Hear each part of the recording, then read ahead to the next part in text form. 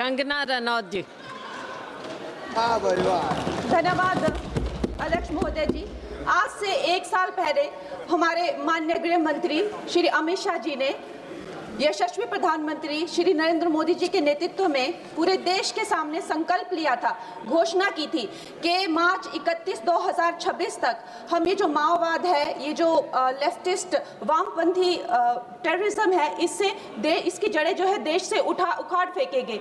और आज इस सभा के द्वारा, इसके माध्यम से मैं हमारे गृह मंत्री जी को, हमारी सरकार को बहुत बहुत शुभकामनाएं देती हूँ। ये संकल्प सिद्ध करने के लिए उनकी बहुत सराहना करती हूँ। अध्यक्ष महोदय, 1967 में ये छोटी सी चिंगारी माओवाद की उठी थी। उस वक्त अगर कांग्रेस सरकार चाहती तो इसको उसी वक्त दबा सकती थी, लेकिन उन्होंने क्या किया, उल्टा उन्होंने आदिवासी लोगों को जो है वो सौतेला ट्रीटमेंट दिया।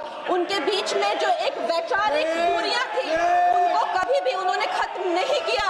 और जब ये माओवाद की समस्या हम उनके सामने आई तो जैसे मेरे भाई संबित पात्रा ने पूरे देश के सामने आज बताया कि सोनिया जी और राहुल गांधी जी की वामपंथी सरकार प्लस उनके वामपंथी सलाहकार प्लस उनके जो वामपंथी मित्र और ये वामपंथी टेररिस्ट और इनको जो भी जितने भी फंडिंग होती थी, जो भी इनके हथियार होते थे, गोला बारूद होते थे, वो उन लोगों से आते थे जिनके साथ ये कांग्रेस की सरकार उठती बैठती थी। तो हम लोग क्या अपेक्षा कर सकते हैं? क्या कोई समझौता इनके बीच और वामपंथी उग्रवादियों के बीच हो सकता था? नहीं हो सकता था। और उसका क्या परिणाम हुआ कि ये जो वामपंथी उग्रवादी हैं ये बिल्कुल आउट ऑफ कंट्रोल हो गए। इन्होंने खून की नदियां बहा दी, इन्होंने 16,000 से ज्यादा अटैक किए, इन्होंने 2,000 से ज्यादा सुरक्षा कर्मियों को मार डाला, इन्होंने छोटे छोटे बच्चों की जो है वो जिंदगियां ले ली, वहां पे नरक बना दिया। इन्होंने तीन पीढ़ियां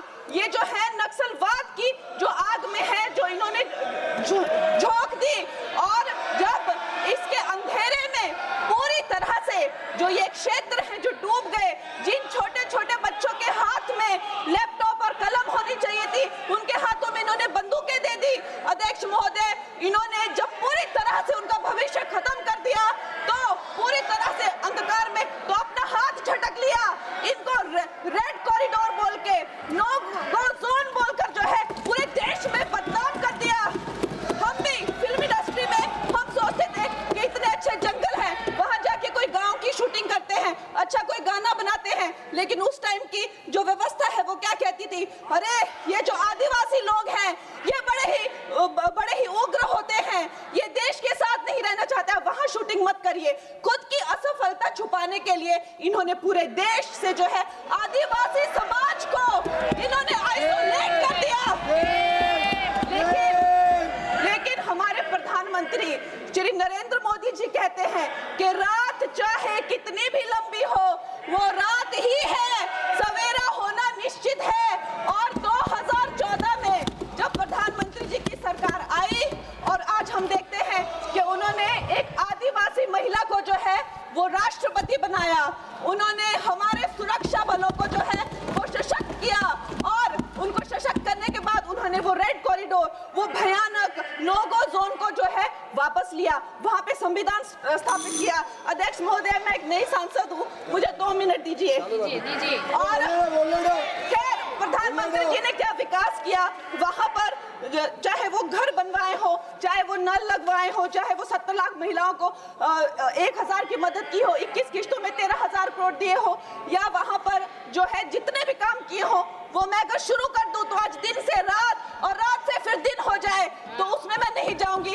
लेकिन मैं ये जरूर कहूंगी कि जो वहां पे डिजिटल पेमेंट्स हुई हैं उनका मैं बहुत ही ज्यादा सराहना करती हूँ। उससे जो नक्सलियों का जो वित्तीय नेटवर्क है वो टूटा है, जो वो वसूली का काम करते हैं वो टूटा है, जिससे वो खोखले हुए हैं। उसके साथ में सबसे सराहनीय काम जो किया है वो मैं कहूंगी विकास और विश्वास के साथ जो हमारी सरकार ने इसको जोड़ा है। उसके उपरांत जो है उन्होंने जो समर्पण की नीति अपनाई है, 8,000 से ज्यादा युवा जो हैं वो समर्पण कर मुख्य धारा से जुड़े हैं, उनको 5 लाख की राशि और उनको रोजगार दिया जा रहा है। महोदय जी, मेरे पास कहने के लिए तो बहुत है लेकिन मुझे बहुत ही कम समय मिल रहा है। सदन के पास समय नहीं है। इस तरह की नीति हमने दोगो में भी अपनाई है और वहाँ भी बोडो में, आसाम में भी 10,000 से ज्यादा लोगों ने समर्पण किया है। और मैं अंत में अध्यक्ष महोदय जी, मैं यही कहना चाहूंगी कि गृह मंत्री जी ने और प्रधानमंत्री जी ने पूरे देश में यह संदेश दिया है कि ये देश बंदूक की नोक से नहीं चलेगा, ये देश संविधान से चलेगा, ये देश जनता के विश्वास से चलेगा। फिर से मैं अपनी सरकार को बहुत बहुत बधाई देती हूँ। धन्यवाद। श्री हनुमान बेनीवाल।